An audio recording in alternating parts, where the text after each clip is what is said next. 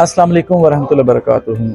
एक हमारे भाई ने कमेंट किया था कि आई कम्प्लेक्स में मुआयना करवाने का तरीका और कौन कौन से डॉक्टर यहाँ पर अपनी ड्यूटी सर अंजाम दे रहे हैं। तो मैं आज सिर्फ एक डॉक्टर की मालूमात आपको फराहम करूँगा। डॉक्टर की ज़ुबानी डॉक्टर बिलाल अशरफ साहब, जो बुरेवाला के आई सर्जन हैं, आजकल अपनी जिम्मेदारियाँ DHQ में भी निभाते हैं। जुमेरात का जो दिन है इनका ऑपरेशन का दिन है आई कम्प्लेक्स में, और जो जुमे का दिन है वो इनका OPD का, यानी कि अपने मरीजों का मुआयना करते हैं। आगे सुनिए डॉक्टर बिलाल अशरफ की जुबान। जी अस्सलाम वालेकुम।